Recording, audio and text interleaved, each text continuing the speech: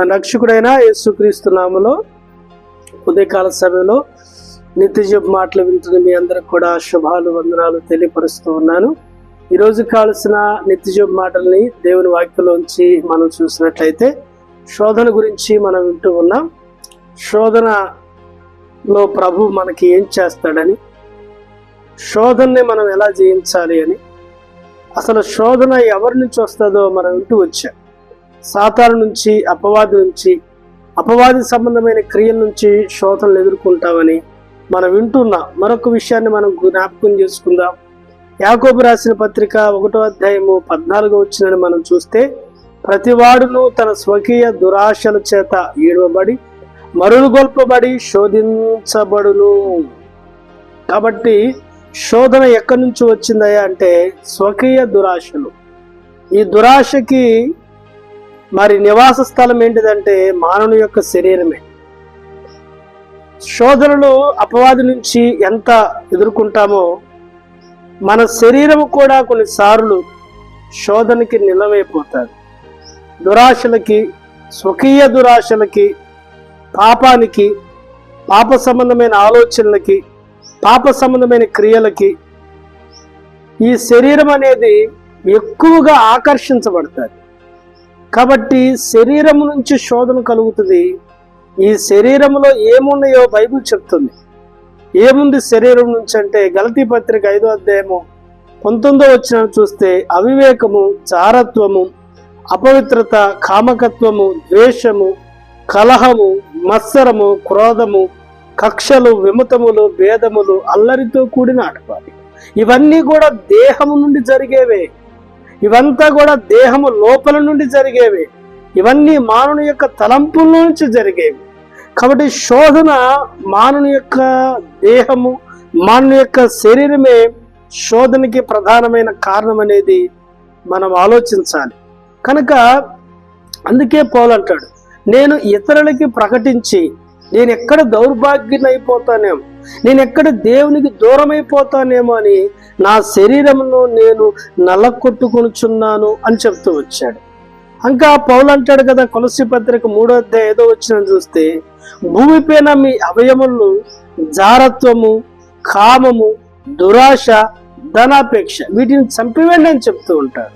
కాబట్టి నేటి దినాలలో చిన్నల మొదలుకొని పెద్దల వరకు పాడైపోతూ ఉన్నారు. వారి తలంపుల్లోనైతే, వారి ఆలోచనలైతే, వారి మాటల్లో అయితేమి, వారి చూపుల్లో అయితేమి, వారి యొక్క ప్రవర్తన చెడిపోయి ఉన్నది. చిన్న పిల్లల మొదలుకొని పెద్దవారి వరకు భయంకరమైన కామ వికారమైన పనులు చేసుకుంటూ ప్రపంచం ముందుకు కొనసాగుతూ ఉంది. కారణం ఏంటిదయ్యా అంటే సాతాను శరీరాన్ని వాడుకుంటున్నాడు. కానీ బైబిల్ ఏం చెప్తుంది? నీ దేహమే దేవుని యొక్క ఆలయమైన బైబిల్ చెప్తుంది. నీవు దేవుని ఆలయమై ఉన్నావు. దేవుని ఆలయాన్ని ఎవడు పాడు చేస్తాడో వాడు పాడు చేస్తాడు దేవుడు అని చెప్తుంది. కాబట్టి దేవుడు మనకిచ్చిన ఈ దేహాన్ని శరీర కోరికల కొరకు, దురాశల కొరకు, శరీర ఇచ్చల కొరకు, భోగేచ్ఛల కొరకు, కామేచ్ఛల కొరకు మనం వాడుకొనక ఈ దేహము దేవుని ఆలయమని, ఈ దేహాన్ని దేవుడు ప్రేమించి మనకిచ్చాడని, ఈ శరీరాన్ని అయితేనేమి, ఈ దేహంలో ఉన్న అవయవాలు అయితేనేమి, మనం పనిచేస్తున్న చేతులైతేనే ఇవన్నిటినీ దేవుడు తన మహిమ కొరకు, దేవుడు తన చిత్తాన్ని నెరవేర్చడం కొరకు మనకిచ్చి ఉన్నాడు. వాటిని మనం ఎలా ఉపయోగిస్తున్నామనేది మనం ఆలోచించాలి. 60 సంవత్సరాల వృద్ధుడు మొదలుకొని 6 సంవత్సరాల పిల్లడు వరకు తమ దేహాలని, తమ శరీరాలని, తమ మనస్సుని ఎంతగానో చెరుపుకుంటున్న లోకములో మనం జీవిస్తూ ఉన్నాం. కాబట్టి ఉదయకాల సమయంలో శోధనని శరీరమై ఉండొచ్చు. అందుకే సొదొమ గొమొర మనసులు ఎంత భయంకరమైన పాపులయ్యా అంటే దేవుని దూతలతో కూడా, దేవుని సేవకులతో కూడా వారు పాపం చేయటానికి తెగించారు.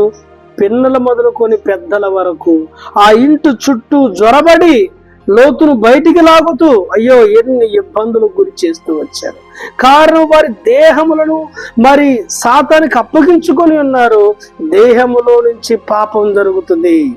కాబట్టి బైబిల్ చెప్తుంది, దేహం వెలుపల జరిగిన ఏ పాపానికైనా కానీ క్షమాపణ ఉండొచ్చేమో, దేహము లోపల జరిగే, దేహముతో జరిగే అవి దేహానికి బానిసలై వాటికి మరి తప్పనిసరిగా శిక్ష ఉందనేది బైబిల్ చెప్తున్న సత్యం. నీ శరీరాన్ని ఎలా ఉపయోగించుకుంటున్నావు, నీ దేహాన్ని ఎలా ఉపయోగిస్తున్నావు, నీ కాళ్ళని, నీ చేతులని, నీ నోటిని, నీ యొక్క ఆలోచనల్ని, నీ యొక్క ప్రవక్తల్ని ఎలా దేని కొరకు ఉపయోగిస్తున్నావు అనేది మనం ఇంత ఆలోచించాలి.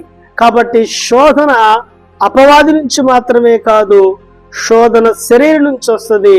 ఈ శోధన జయించాలి అంటే పౌలు అంటాడు కదా, నేను నా శరీరమును ఉపవాసముతోటి, జాగారముతోటి, ప్రార్థనతోటి, వాక్యముతోటి, దేవుని మాటలతోటి నా శరీరమును నలకొట్టుకుంటున్నానని చెప్తూ వచ్చాడు.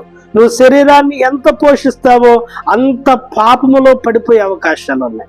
నువ్వు శరీరాన్ని ఎంత సుఖపెడతావో అంతగా చెడిపోయే అవకాశాలు ఉన్నాయి. నువ్వు శరీరాన్ని ఎంతగా దేవునికి, దేవుని పని కొరకు, దేవుని యొక్క వాక్య లేఖనాలు తెలుసుకోవటానికి నీ శరీర దేహములను ఉపయోగిస్తావో అంతగా నువ్వు దీవించబడతావనే విషయాన్ని ఈ ఉదయకాల సమయంలో మనం గుర్తు చేసుకోవాలి. కాబట్టి నీ దేహము దేవుని ఆలయమై ఉన్నది, నీ దేహము దేవుడు నివసించే స్థలమై ఉన్నది కనుక తుచ్చమైన పాపమును విడిచిపెట్టి, శరీరేచ్ఛలను విడిచిపెట్టి, శరీర భోగాలను విడిచిపెట్టి మనము పరిగెత్తుదాం, శరీర దేహాలని ప్రభు కొరకు ఉపయోగిద్దాం. దేవుడు మనల్ని దీవించి ఆశీర్వదించునుగాక. ఆమేన్, ఆమేన్.